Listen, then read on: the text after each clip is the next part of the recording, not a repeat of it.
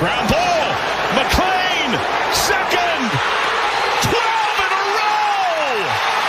The oldest team in professional baseball has its 5th ever winning streak of a dozen straight. Our job every day is to try to kick somebody's ass. I mean, that's why we're here. That is caught. Left center. Reds win. And this ball is launched high and very deep to right, long gone. It's second of the night. Elly De La Cruz. Short lead for Pena. Larkin drills it. Do you believe this? That's going to be gone. Back to back. Walk-off home runs. How about this? He's back. He's back. He's back. And a swing and a drive. Deep left field. This one belongs to the Reds. Swung on and hit deep to left field. That ball is going to be gone. Home run. And the Reds put it 5-4. Goes to second one. Around the first. Got a double play. And the Reds sweep the Cubs. Breaking ball. Hit high. Hit deep. Way back there. And gone. Into the second deck and left. Christian Encarnacion Strand walks it off. Archer does it in his major league debut. He gets the final 3 outs, and the Reds get an extra inning win. A thriller 5-4. Swung on. Fly ball. Hit the deep right field. That ball is going to be gone. A grand slam home run by Mike Cameron. 2 outs, 2 on. Reds down by 1. Larkin down the line. It's a winning. It's a winning. Here comes Tucker. Here comes Steins. Larkin's won the game. Barry Larkin gets mobbed. Look at this scene. It's synergy. The stretch, the pause, and the pitch. And a line drive, base hit left center field. A single for Aaron Boone. And this one belongs to the Reds. The Reds have won 8 in a row. Kobayashi with a long look turns it loose, and Dunn hits it to deep right. It's all over. And this one belongs to the Reds. The Reds have won their 5th game in a row. They've defeated the Cleveland Indians on an Adam Dunn 3-run home run, 4-2. Again on the corners at first and third. 2 on, nobody out. Here's Roy Trin pitching, no bunt. Ground ball by the third baseman into left field. Jeimer rounds third. This one belongs to the Reds. That's it pretty good. Guess what? He doesn't need speed. That's gone. He's the king of the Queen City tonight. With 1 out here in the 11th inning, you sure got to go now. One out, pull down the left field line. That ball is going to get the winning run in. Here comes Jeimer rounding third, heading toward the plate. And this one belongs to the Reds. Huge situation for Votto. Why you paying the big bucks to deliver the goods with 2 outs in the 9th inning? Can he do it? In the gap right center field, and Votto delivers the goods. Hit deep center field. Hanfield going back at the warning track. Oh, he gets one. It's gone. Joey Votto is delivered. Well, hey, what's going on? Welcome into the Chatterbox Reds pregame show. Nick Kirby flying solo today, making my Chatterbox Reds pregame debut. Hope you all are doing well. We'll have some fun for a few minutes. Talk a little Reds baseball. Reds going for a sweep at 12:40 against the Minnesota Twins after that rain-shortened win last night. It's just funny, you know. The Reds are playing good baseball right now. It feels like every break that the Reds couldn't get early in the year, they're getting right now. You have to start with the rain delay situation. So, what started this streak, the Reds have won 9 of their last 11, was that game on that Friday night against the Arizona Diamondbacks. All right. And the game was like kind of rainy all day, and they really probably could have called the game after 5 innings, but they let them go back out for the 6th. And of course, Christian Encarnacion Strand hits that home run to tie the game. But if they call that game after 5 innings, the Reds lose that game. Then you fast forward to last night, the Reds get the lead, and they call the game with the Reds in front. Now, I mean, the Reds still had a good chance of obviously hanging on and winning last night, but you never know. And you didn't have to find out. So Reds are getting some breaks going their way. We'll see how long that can last, but they're also making a lot of their own luck as well.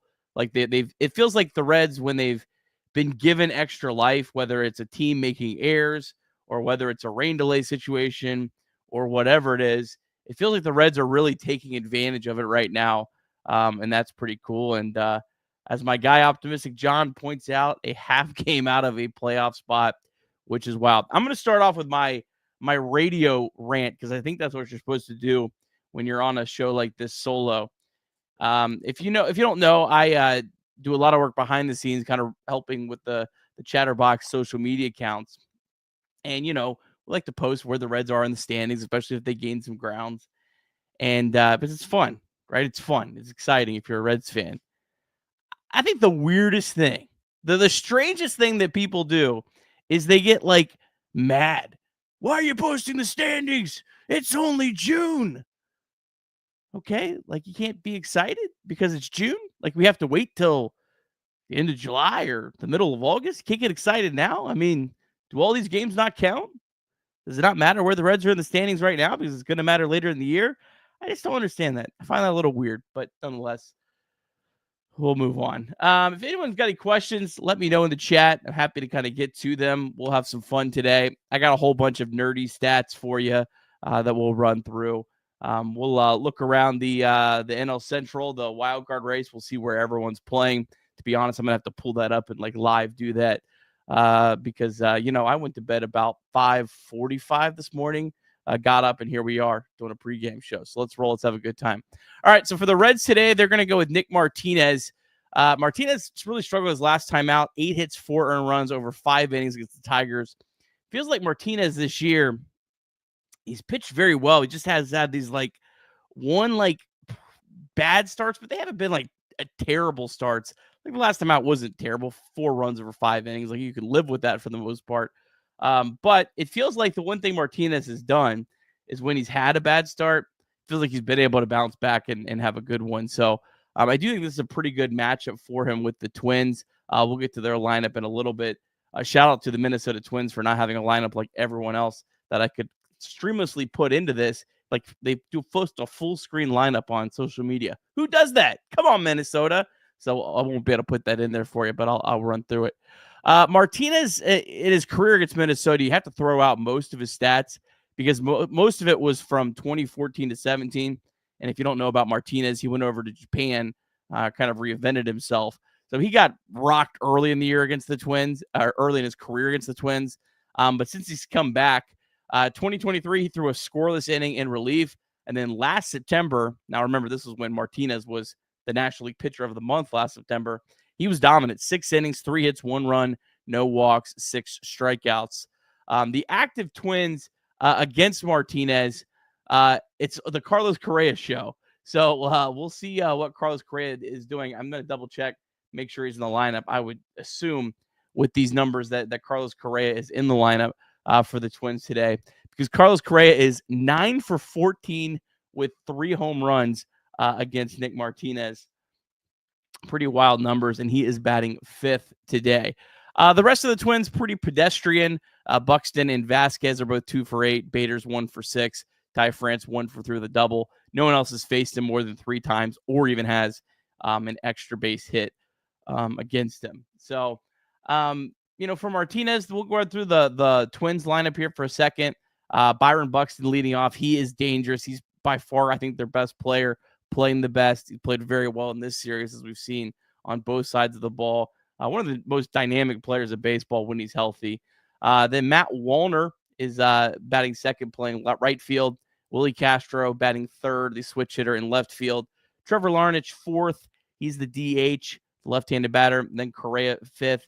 Old friend Ty France playing first base, batting sixth. Brooks Lee, third baseman, batting seventh. Ryan Jeffers batting eighth. And then Cody Clemens, the son of Roger Clemens, batting ninth, playing second base. I don't think we've seen Cody Clemens in this series unless I missed something there. The Reds are going to go up against Chris Paddock today. No Jake Fraley in the lineup. I hope it's just a day off, but I'd be lying if I wasn't maybe a tiny bit concerned about him. just simply because the Reds obviously had an off day this week. But the Reds have a stretch here coming up where if the starting pitchers don't change, they're going to face a ton of left-handed pitchers. So they're actually going to face all right-handed pitchers this weekend against the Cardinals. But then they're going to face 3 straight lefties against the Yankees. Some of their other series after that, they have a bunch of lefties where they could face, I think, like 8 out of 10 lefties or something. So you would think you kind of want Jake Friedl to be in the lineup as much as you can because you know that you're going to give him some days off coming up. So hopefully just a day off. He just, for whatever reason needed a day off. But when I did see that, that was maybe a cause for a little bit of concern. Reds going to the top of the lineup with Friedl, Lux, and De La Cruz. I've kind of made my stance on that. I don't love going 3 straight lefties at the top, but it does make it a little bit easy for the opposing managers late. Now, what I will say about the Minnesota Twins is none of their top arms are left-handed, so it's a little bit maybe easier to get by with that against the Twins than teams like the Tigers or teams that have a ton of really good lefties. But then Stevenson, Steer, Benson, CES, Espinal, and Matt McLean rounding it out. So the Reds are going up against Chris Paddack today. Now, Chris Paddack was on a roll, but in his last start, he got absolutely lit up in Houston, gave up 12 hits, 9 runs, 8 of them earned runs. But he was on a stretch prior to that where he was absolutely dominant. So the 6 starts prior to his last start, he had a 1.85 ERA. He's a guy that doesn't walk a lot of guys. When he's going well, like during that 6-game stretch, only walked 3 batters. But over his career, I mean, he has a 2.0 walks per 9 innings. So he certainly usually doesn't beat himself. You're going to have good patient at-bats against him to have any chance of beating him. Paddack is in his 7th big league season, although he only threw 27 innings in 2022 to 2023, coming back from Tommy John surgery. And I mentioned this last night, a very interesting note about Paddack. Back in April 22, so Paddack comes up with the Padres. He was part of a very interesting trade here. So he was traded along with Emilio Pagan to the Twins in exchange for Taylor Rogers, Brent Rooker, and cash considerations. I don't think Brent Rooker was nearly viewed the same way that he is now, as he was obviously kind of a late bloomer and all that, but kind of a wild trade that he was a part of that. Reds have never faced Paddack since he's been a member of the Twins. Last time they faced him was in 2021 when he was with the Padres, which is probably the best version of Paddack. Reds 1-1 with a 4.09 ERA against him. Most of the Reds lineup has never seen Paddack. Gavin Lux is 2 for 4 with a double. Jose Trevino, who's not in the lineup, is 2 for 2 with a double. Jake Fraley 0 for 2, and Garrett Hampston is 0 for 4. So, big opportunity here today. I feel good about Nick Martinez. I think this is a lineup that he should match up pretty well against. And the Reds obviously have a chance here to keep racking up wins, obviously. Kind of when you're hot, you got to try to ride this thing out because, at some point, they're going to come back down to earth, at least some. And so, you want to kind of stack up all these wins that you can. So around baseball today, the Cardinals, who are a very big interest now to the Reds, they're at 2-10 against the Chicago White Sox. Eric Freddie against Sean Burke. And then they actually are playing a doubleheader, so they'll play a second game after that. They got some guy named Michael McGreevy going in that one. The Cubs, they are at 220 hosting the Brewers. Pretty good pitching matchup. Freddie Peralta up against Jameson Talion. In the wild card race, the Diamondbacks, they're at 307 at the Blue Jays. Who else? And then the big one, I guess we'll be watching 10-10 tonight. The Padres at the Dodgers. If the Reds obviously win, the Reds would have a chance to get into a playoff spot. If the Dodgers lose, if the Reds lose, well, you need the Padres to lose just to stay where you're at. Ryan Burgett going for the Padres up against Yoshinobu Yamamoto for the Dodgers. So that is good news there for the Reds. Any questions here, chat? Let me know if you got any questions Looks like we're just having a good time. If anyone's got any like actual questions, anything they're kind of curious, my thoughts on, I would certainly love to do that. Mark and fellas, I haven't got a chance to look at the betting stuff. Maybe I'll if we have a minute here at the end, I'll run through that, see if there's anything I really like on that. Reds minor league action. We'll run through that. Obviously Louisville yesterday, the story was Chase Burns, absolute dominant outing from Burns. Man, it's so hard to keep him down right now. I'm trying just to trust the Reds plan and their process on that. If there's anything they maybe deserve a little bit of, I don't know, I guess slack for is their handling of starting pitching, because they have really done a good job, obviously, with starting pitchings coming up. So you hope that their plan is in place there, and there's a reason for it. But man, when you see him just absolutely dominate a lineup like he did the Yankees AAA affiliate, you would certainly like to do that. Zach Maxwell, he's getting, I think, pretty close. He still has the command issues at times. I don't think that's ever going to be perfect. So you kind of have to kind of take that's part of the package, probably with Maxwell, and really probably most pitchers that throw 101 miles an hour. But 13 out of his last 14 outings, he's not allowed to run. Man, he could be such a big boost to this bullpen. So I think Maxwell's probably a guy that's going to get called up here at some point. Probably they'll wait till there's an injury or something, which we know with pitchers will certainly happen. Out in Chattanooga, that's the team I'm really fascinated with this week, and I see a couple questions. I'll get to those here in just a second. Chattanooga's they've had a wild first half, as they've had all these rainouts. They had that one series where they had I think they only played 3 games out of the series because they had some draining issues on the field. So they've actually played less games than the teams in the race, but they interplay a half game behind the Birmingham Barons for the what is it? They're in the North Division, the Southern League. And then this is the final week. So they're a half game back. The Lookouts play 6 times the rest of the week. The Barons only play 4 times. So the Lookouts do control their own destiny. They pick up a suspended game today at 5:05. They're leading 1-0 in the third. And then they'll play the regularly scheduled game after that. Just one game tomorrow, and then a doubleheader on Saturday. So that'll be kind of fun. At least for me, it's going to be fun to watch. Obviously, Cam Collier, Sal Stewart, Edwin Arroyo, Hector Rodriguez, Ethan O'Donnell, a lot of names on that Lookouts lineup. And I think it's kind of fun to get to see those guys get to play for something. I mean, I know it's minor league baseball and all that kind of stuff, but it's nice to see them get to play for something. And I think it'd be cool if they could. And the Birmingham Barons, that's the White Sox affiliate. If you don't know, if you didn't watch the Michael Jordan, the Jordan Rides the Bus, one of my favorite 30 for 30s. But that White Sox, the minor league system is really good, and it should be, because their major league team is not very good. So you certainly hope they have a good minor league system. So, the White Sox, that's their hope. They want these teams to be good. So they're kind of in a fun race against them. All right, I see some good questions. I appreciate the content. We'll run through some of these. All right. Thoughts on Kyle Finnegan trade rumors? Was there actual substantial stuff with that? Again, like I said, I woke up late because I worked very, very late last night.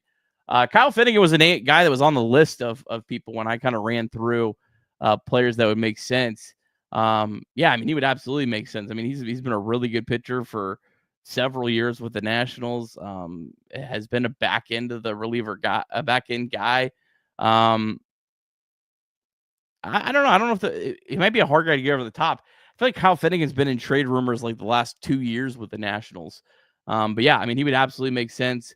There's a whole slew of relievers, kind of that I think makes sense, and I kind of ran through them on that show I did on Monday, the special with my pal Mike Hart. But yeah, I would absolutely be about that. It obviously just depends on the price. I'm not giving up any of my top prospects for a reliever, though. So you'd have to see. But yeah, I mean, I certainly would be interested in Kyle Finnegan. He could absolutely help this team. And I think bullpen stuff is really what they need. Aaron asks, who's your favorite prospect at Dayton right now? I love Carlos Jorge.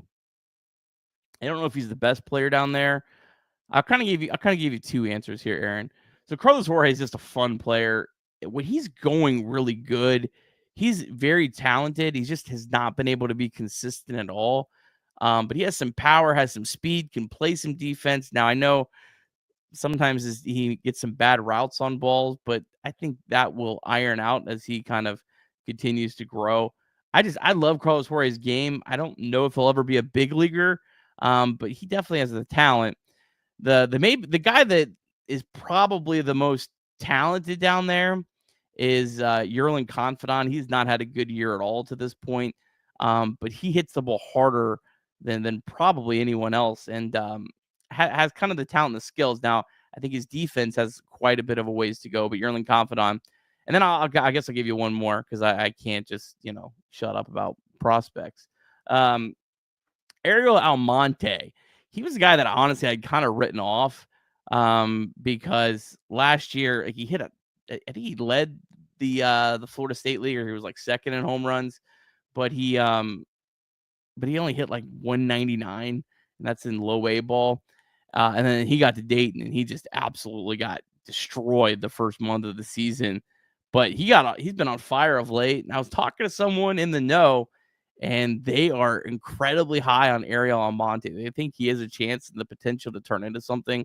I mean, obviously he has incredible power, but the numbers I look at it, I'm kind of like, I don't know. But I've had some people tell me that they believe in him, so I'll take their word on that. What else we got here? Assuming the Reds stay in the wild card race, what's the most urgent need at the trade deadline? Good question, Ned. I mean, I think that's kind of a situation that'll be in flux a little bit. It could be starting pitching. I mean, if the Reds lose another starting pitcher, the Reds might have to try to look at starting pitching at the deadline because they just don't have a whole lot. I mean, Chase Burns really right now. Maybe Chase Petty can kind of get hot and get rolling and kind of get himself into the mix. That'd be huge for this team in their pitching depth. But that could be something. I think everyone points to the offense, and yeah, I mean, love to go out and get an impact bat.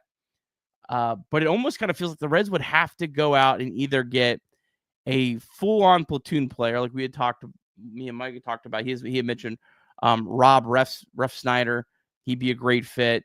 I had mentioned Andrew McCutchen. I think he'd kind of be a sneaky good fit if he had any interest in getting traded.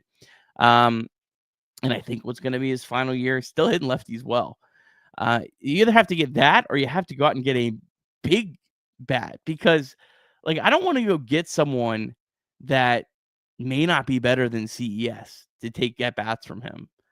Like if you're talking like that kind of player or a third baseman, I don't want to go get someone that may not be better than Noelvi Marte, who, by the way, Noelvi Marte might be starting rehab games this weekend.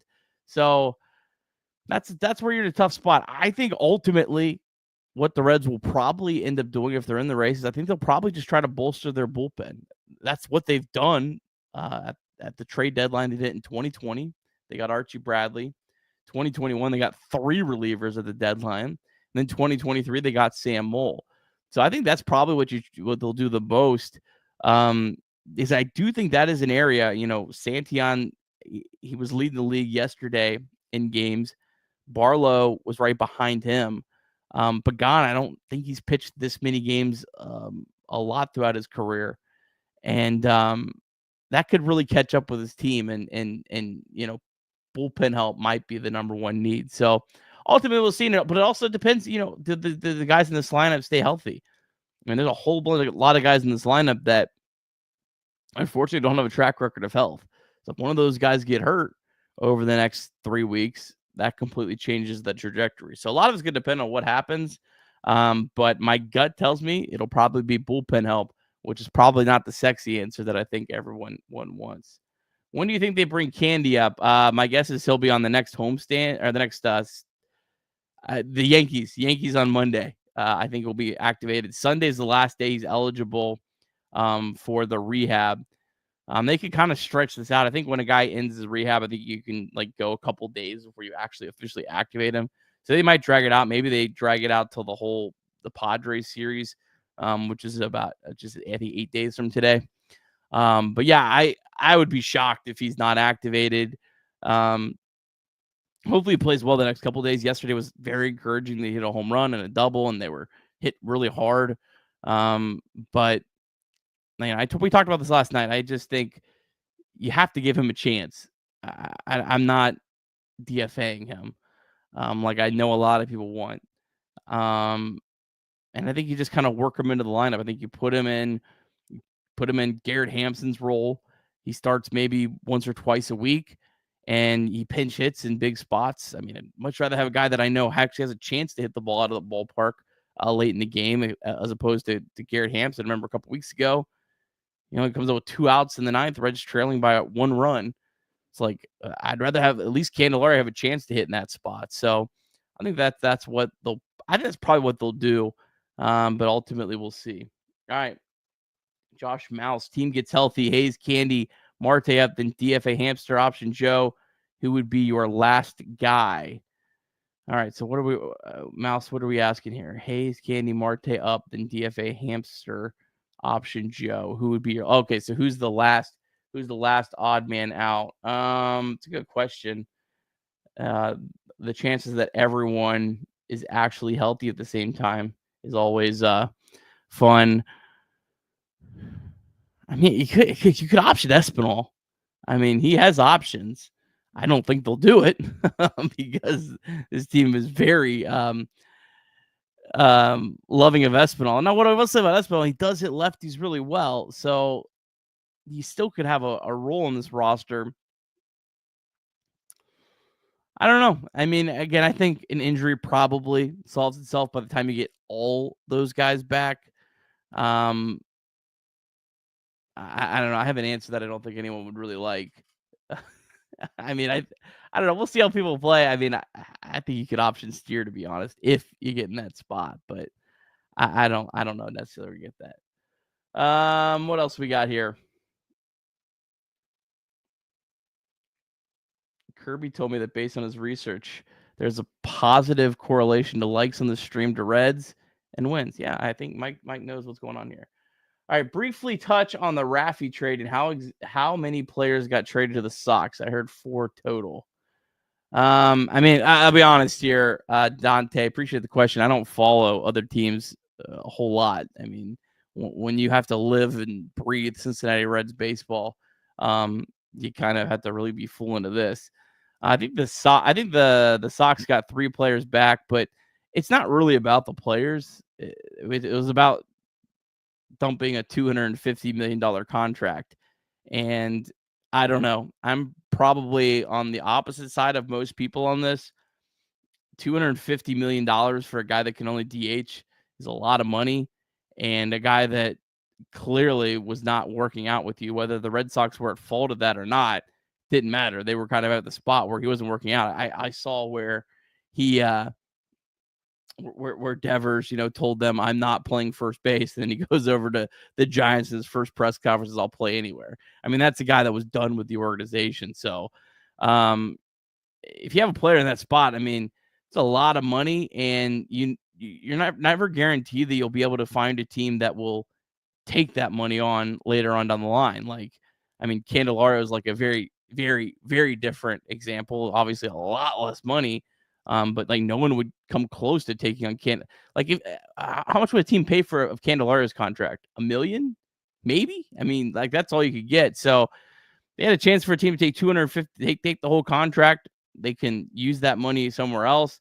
And they actually got a couple prospects back. Kyle Harrison, I know his career hasn't panned out, but I remember that guy's debut against the Reds, absolutely mowing the Reds down in San Francisco. I think he's talented. And then I think they gave up a first-round pick that they got last year. So I think the Red Sox did very well. I know baseball trade values, which I love, a lot of people hate. They said the Red Sox got a clear win on that trade. And you have to always factor in the money. And if you're a team like the Red Sox, like they're going to re-spend that money. So, yeah, I think that was a good deal for the Red Sox. I also don't blame the Giants. This is one of those trades I think was okay for both sides. The Giants have money to spend, and for whatever reason, they have not been able to land free agents. I mean, they were in on everyone and couldn't get anyone across the finish line. In fact, they way overpaid for probably Willy Adames just to get him. So if you're the Giants, I mean, they're in a little bit different of a spot, and I don't blame them for pulling the trigger, but I also think the Red Sox probably did the right thing there. All right. Any other questions here? Sean Melvin likes Leo Balcazar. Yeah, he's a good player as well down at Dayton. Easton Sikorsky, I was devastated, Sean, that I didn't get to see him during my game in Dayton. They had the lead in the 9th inning, and I really wanted to see him. Ricky asks, other than Tyson Lewis and Sheng-In Lin, who are some ACL or DSL guys you see with the highest ceiling? Well, I mean, I think Arnaldo Lantigua, that was the guy the Reds got from the Dodgers, is definitely up there. He's the guy the Reds got to give the Dodgers pool money so they could get Roki Sasaki. Very, very talented player.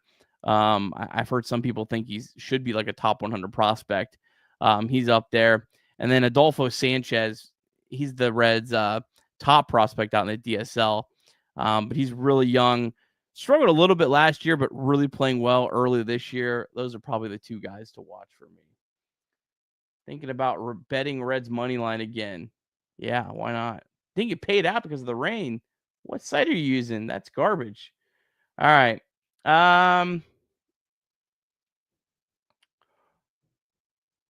Sam asked, should the Reds consider Lodolo even if they stay in contention? Oh, man. Coming with the hard-hitting questions today. I mean, you should always consider it. I mean, you should listen to every deal. The problem is just the Reds don't have the pitching depth right now. So these are the things that I think the Reds have not done a good job at, is making the tough decisions in spots like this. Like, the thing is, we don't know what Lodolo is going to fetch. We don't know if there's a team that says, I don't care about his injury history. We're going to take that chance, and we're going to give you an absolute haul. I know a lot of people love to use that word back. I think it doesn't matter if you're in contention or not. If you're going to get a deal that you know is incredibly valuable for your franchise, I think sometimes you have to put that ahead of where you're currently at. So, yeah, I mean, everything has to be evaluated. But, I think about the Cleveland Guardians, a team that I think the Reds should aspire to be similar to in the way they run their organization. They were in the race, and they traded Aaron Savali for Kyle Manzardo, and Manzardo has been a massive piece of their team. He still struggles at times, but has a ton of power, and I think has a lot of upside. But they did that while they were still only a few games back. So I think you have to weigh everything, but it just depends on the returns, really. All right. Might take one more here. Nick, who's the most hated GM in the league? I have no idea on that one. Flat Rock, I appreciate the Lookouts love y'all show. Flat Rock, appreciate you, my friend. All right. Have the Reds given up on Blake Dunn? This will be the last. Actually, you know what? I got one more. I'm at 2 more questions here. I'll do this, and then I'll do Spirit of Whiskey, and then I got to cut it off. Because I got to get ready for a post-game show today. All right, Ned, have the Reds given up on Blake Dunn? He seems nosedive this year. Head injuries caught up with it. Man, I've never seen a player have more bad luck in terms of getting in the head, hit in the head than Blake Dunn. I don't know if they've given up on him. I feel like they've maybe given up on Reese Hines more, because Hines actually has the potential to be on the big league roster. I just think Blake Dunn's just a guy that right now has got to prove a lot more. But it still has a ton of time. I don't think he's anywhere close to like the Hurtubise where you would consider DFAing him. The thing with Blake Dunn is it doesn't feel like Blake Dunn has to go as far as a lot of other players in order to become a big league contributor. Let me explain. I just think Blake Dunn, all he has to do is hit lefties well. That's it. He just has to learn how to hit lefties well, because if he does, he's going to be a big league player because he can platoon. You're always going to have a platoon spot in the outfield. He can play all 3 positions. We know he can play good defense. We know he can run the base as well. So that's all he has to do. I mean, he has to get the Phil Irvin treatment. So if he can just hit lefties well, he'll have a spot in the big league. So That's why he's probably going to, I think, get a lot longer leash in terms of not getting DFA'd or staying on the roster, all those sort of things, just because he doesn't really have to make a big leap, really at all. All right, and then the last question from Spirited Whiskey: if you call up Burns now, it gives you a better idea of what you really have in him and can adjust or trade accordingly. No. Yes and no. I mean, it's going to be hard to like Chase Burns can come up and dominate, and that doesn't mean that he's not going to hit a lull late in the season. He could also come up and really struggle and then kind of figure it out and pitch better. So, yeah, I mean, it would help some, but the issue, and I've talked about it, and maybe it changes because of how the Reds have played, but 2 weeks ago, it looked like the Reds were clear sellers at the trade deadline. Like, let's call it what it is. And if that was the case, you kind of wanted to keep all your starters back. Now, Hunter Greene having to go on the IL for a lot longer than I think we thought kind of changes the trajectory. If he was only going out for a little bit, you wouldn't really want to call up Chase Burns and then have to bump someone to the bullpen. Like, you could bump Nick Martinez, but you don't want to bump Nick Martinez if you're trying to trade him at the deadline because he loses his value. They're kind of in a little bit of a spot there with the roster. But now that Greene looks like he's going to be out for a while, I don't really see a reason why you wouldn't call him up. But again, I'm going to just try to trust their process on that, as brutal as it is, because, man, I'd love to watch Chase Burns compete for this team. All right, we'll call it there. I appreciate everyone tuning in today. Hope I see service time manipulation, and I don't know, maybe, but they didn't do that with Greene. They didn't do that with Lodolo. I mean, they put those guys in the opening day roster. So I don't know. We'll see. I can't wait to see Chase Burns pitch for the Reds because he's an incredible talent. Let's not forget, I think that was a great draft pick, really criticized on draft day. They had to pick the guy, and I think that was a phenomenal pick.